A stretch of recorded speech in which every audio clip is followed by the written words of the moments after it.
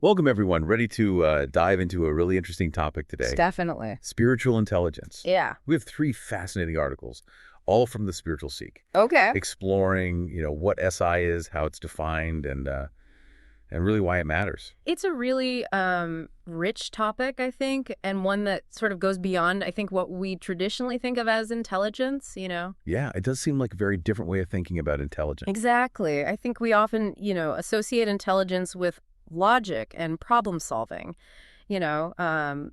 adapting to our environment. Mm-hmm. But spiritual intelligence kind of delves into a different realm. It's about understanding and engaging with those deeper questions of existence, like purpose, meaning, and connection to something larger than ourselves. Yeah, so less about our IQ and more about sort of our inner wisdom and how we utilize that. Exactly. It's about understanding ourselves and our place in the world, I think, on a much deeper level. Yeah, and one of the articles really highlighted the growing body of research that's exploring this whole concept of SI.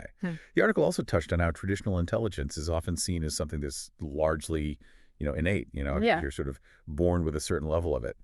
Is spiritual intelligence also something we're born with, or can it be developed? That's a great question. And that's one that I think researchers are really, exploring and trying to figure out. Right. While there may be some, predispositions, I think the exciting part is that there is some evidence that suggests that it can be cultivated and strengthened over time, other skills. That's encouraging. Yeah. I think that means we're not limited by our starting point. Right. The article goes on to discuss, some different models of SI, including Emmons' 5 components. And he really sees it as a problem-solving tool for daily life, involving things like transcending the material world, experiencing heightened states of consciousness, and utilizing spiritual resources to navigate challenges. Were there any components that you found particularly relevant or resonated with you?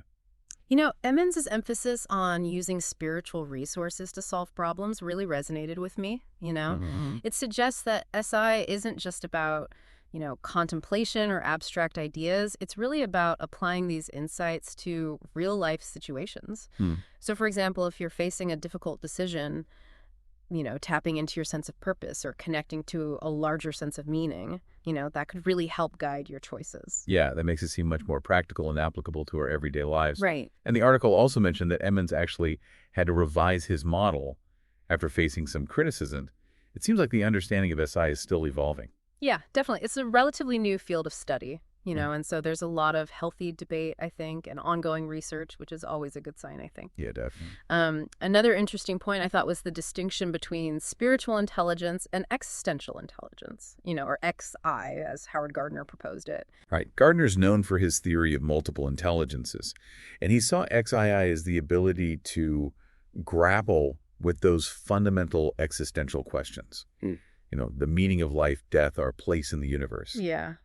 And he acknowledged XI as a potential intelligence, but he felt that SI was just too controversial at the time. Yeah, and I think that's an important nuance because some researchers view SI as like a specific aspect of XI, like a toolkit for engaging with those big questions. Interesting. So, while XI might make us aware of the questions, Yeah. SI kind of gives us the means to explore them. I see. So XI is raising the questions, and SI helps us seek the answers. Exactly. And the article also mentions Robert King's work on SI, and his approach seems much more empirical, using a spiritual intelligence self-report inventory, or SI, to measure SI based on 4 scales. Yeah. And I think King's work is significant because it attempts to really provide, a measurable framework. For SI, his scales, critical existential thinking, personal meaning production, transcendental awareness, and conscious state expansion. Wow. They try to really define those capacities in more concrete terms. Yeah, even with some of the criticisms that exist, it does feel like a step forward in trying to understand SI. Yeah. The article concludes that even despite the debate around its validity, the very concept of SI is valuable. It encourages us to think about this aspect of human experience in a new light. I completely agree. I think even if, we don't fully grasp the scientific validity of SI, just the idea itself, Yeah. prompts us to kind of explore these deeper dimensions of ourselves, which can be incredibly enriching. It's about acknowledging that there's more to us than meets the eye, and that this more might hold some really valuable insights. Yeah, and that resonates with me a lot. I think instead of just focusing on what we can measure and quantify, Yeah. SI reminds us to pay attention to our inner world and the wisdom that it might hold. Absolutely. Yeah. It's like we're expanding our definition of intelligence, right? Beyond just the cognitive. Exactly. And speaking of exploring those deeper dimensions, another article shares a personal anecdote about SI in action. Oh, yeah. The writer, Irene Fambro, describes a situation where a group of church leaders were trying to understand why one leader was so troubled by a worship leader's style. Okay. And this story, I think, really illustrates how SI can help us see beyond those surface-level issues, I see. right? While the group offered various explanations, for the worship leader's behavior, none of them really resonated with this concerned leader. That's when Fambro felt prompted to ask a deeper question, revealing this kind of hidden layer to the situation. What did she ask? She asked, who is he in the church? Referring to the concerned leader. And it's interesting because it shifted the focus to his role and relationship, with the worship leader. Right. Rather than just focusing on the worship leader's style. And through further conversation, it was revealed that the concerned leader had really lost his own father, quite tragically. Oh, wow. And he was unknowingly seeking that same kind of fatherly guidance from the worship leader. I see. Which wasn't apparent before. Right. This need. Right. It wasn't obvious. It wasn't obvious, yeah. And it reminded me of that verse in Hebrews. It says, faith is being sure of what we hope for and certain of what we do not see. Yeah. It seems like SI is about seeing beyond the obvious, much like faith. That's a great connection. Yeah. I think Fambro really emphasizes that SI is pointing us to this unseen realm that influences our world, Right. and she contrasts the unseen realm that's built by fear with the one built by faith, Right. highlighting the choice we have in how we approach situations. Yeah, and then she goes on to use some really powerful examples from Hebrews 11, like Noah, Abraham, and Sarah, Yeah. who all acted on faith in the unseen, right? And their stories show how stepping into that unseen realm, even when, facing limitations, can lead to those extraordinary outcomes. It really underscores how SI can really challenge our conventional thinking, and lead us to a deeper understanding of, how life unfolds. And she also provides some really practical, I thought, questions for, kind of making decisions through an SI lens. Yeah, she suggests questions like, what do I believe God thinks about this situation? Or what are the spiritual implications of this decision? So it's about aligning our choices with our deeper values and beliefs. Exactly. Those questions really invite us to consider the spiritual dimension of a situation before we actually act. Yeah. It's about tapping into that inner wisdom that we were discussing earlier. The third article that we're looking at today by Mark Vernon kind of delves into the need for SI in our increasingly, technological world. Okay. And he starts by sharing a really interesting personal experience. He was asked to participate in this AI experiment as a wizard. As a wizard, what does that mean?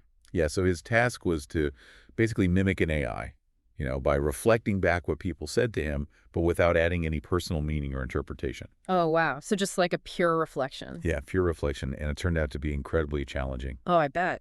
And draining for him. He describes feeling really detached and uncaring because of that lack of genuine connection. Yeah. And I think it really highlights our inherent need for meaning and purpose, in our interactions, which is something that current AI technology, really struggles to replicate. It makes you wonder, right, as we advance technologically, are we neglecting our need for that genuine human connection and deeper meaning, Exactly. And he contrasts this AI experience with an anecdote about interviewing physicist Roger Penrose. Okay. And when Penrose, simply turned on a light, he remarked, bathed in eternity, expressing this really profound awareness of, the photons illuminating the room. Yeah, that's beautiful. It's beautiful. And it's like he tapped into this spiritual dimension of a very everyday experience. Yeah, just like a simple act, Sure. Sparked this connection to something greater than himself, a sense of wonder and awe, which I think is so crucial to SI. Right. And Vernon goes on to discuss Francis Fukuyama's analysis of thumos. Thumos. Yeah, which is this ancient Greek concept of, soul or vital force. Okay. And Fukuyama argues that thumos is what drives us to seek meaning and purpose, not just survival. Right.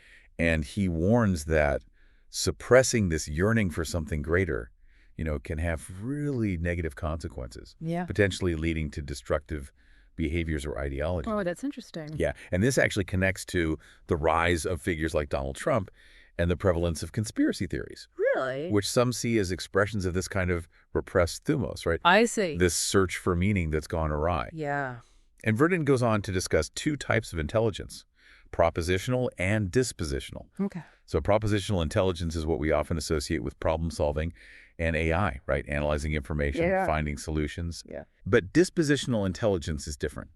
How so? It's about cultivating qualities like wisdom, compassion, integrity. Okay. It's about how we are rather than what we do. I see. So it's about being rather than doing. Yeah, exactly. And Vernon argues that SI is a key part of this dispositional intelligence. Okay. It's about connecting to those deeper levels of meaning and purpose, the unseen forces that shape our lives. Interesting. And he suggests that in our technology-driven age, we risk prioritizing propositional intelligence at the expense of this crucial dispositional intelligence of which SI is a part. So he's saying that while propositional intelligence is valuable, Yeah, we need both types to really thrive. exactly. It's a call for a balance between technological advancement and spiritual depth. That's a really critical reminder, I think, in our rapidly evolving world. We can embrace those technological advancements, but not lose sight of For humanity. our humanity, exactly, our need for meaning and connection. Vernon then delves into some really profound benefits of cultivating SI. And he discusses the sovereignty of good, drawing on philosopher Iris Murdoch's framework. Okay. And Murdoch suggests that good is something that transcends us, something we might not fully grasp. Right.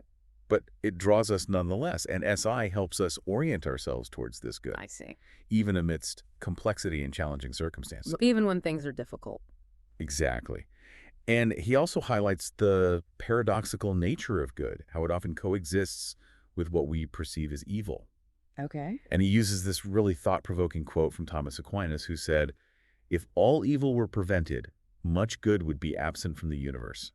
That's a very complex idea, It is. It makes you think. It makes you think, yeah, and it prompts us to consider that good can emerge even from those difficult situations, right? Right. And he provides some compelling examples, like the lion needing to kill to survive, Mm-hmm. and the patience of martyrs arising from persecution. Yeah. And I think these examples challenge our simplistic notions of good and evil, right? Yeah. Forcing us to really grapple with the nuances of real-life situations. Oh, absolutely. Vernon then explores how SI influences our experience of time, Okay. contrasting our very clock-driven lives with this concept of kairos. Kairos. Yeah, so kairos refers to moments of heightened awareness, where we connect to a deeper sense of time and meaning. Okay. Think of those instances where you're completely absorbed in an activity Right. and you lose track of time. Yeah, like being fully present during a concert or a Yeah. meaningful conversation. Yeah, or a creative endeavor, right? Right. It's that feeling of being the flow connected to something beyond the clock. Yeah, exactly. And Vernon reminds us that while clock time is necessary for a functioning society, Yeah. it can become tyrannical if it dominates our lives. Right. And SI helps us step outside of that tyranny Interesting. to experience those kairos moments where we connect to something larger than ourselves. I see.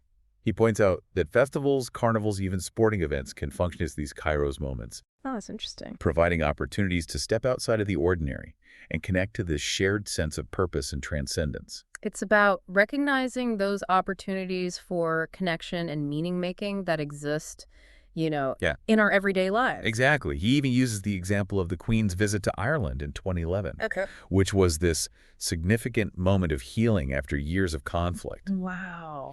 And he quotes Bishop Donald McCune, who said, "They demonstrated that spiritual intelligence which can take the rubble of the past and make it into foundations rather than a weapons cache."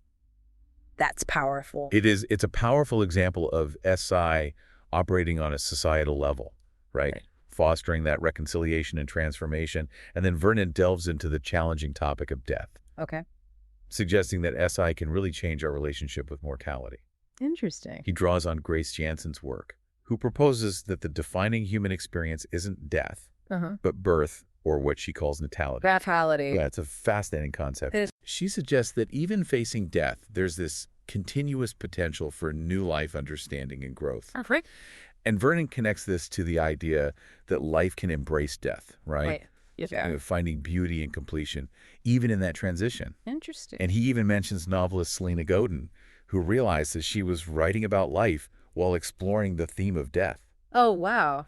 That's cool. It's like it reframes our perspective, suggesting that death is not merely an ending, but a part of life's ongoing cycle. Right. And SI helps us find meaning in this cycle, even beauty. Right.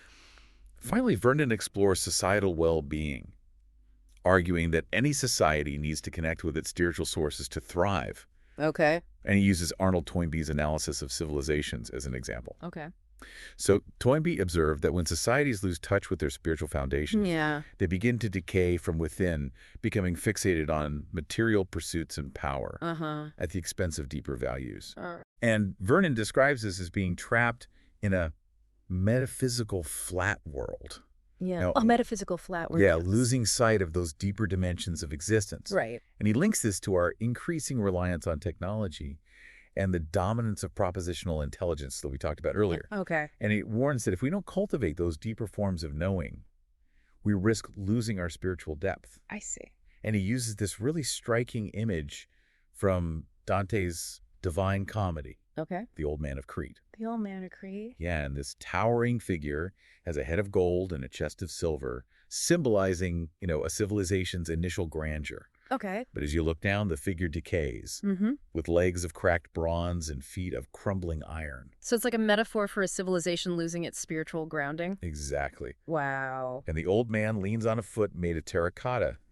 It's about to give way. Oh, no. And it represents a society trying to stand on its weakest element. Material pursuits. Material pursuits, exactly, leading to this inevitable collapse. That's a stark warning. It is, and Vernon argues that we're seeing signs of this decay in our own society, right, with rising anxiety, depression, and the sense of meaninglessness. Yeah. But he also offers hope, suggesting that we can reverse this trend by reclaiming our spiritual intelligence. How do we do that? He says it's about cultivating qualities like humility, generosity, and trust, recognizing that we're part of something larger than ourselves connected to the web of life. Yeah.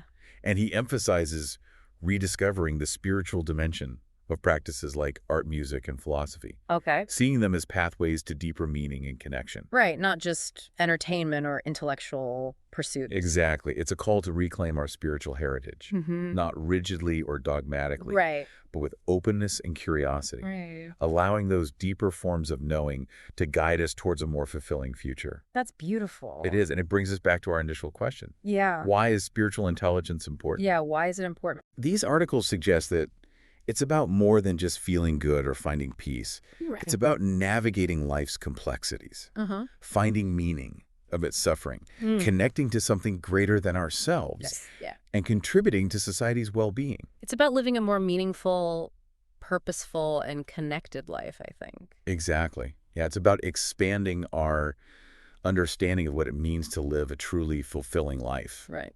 And it's not just about these abstract concepts or fleeting experiences.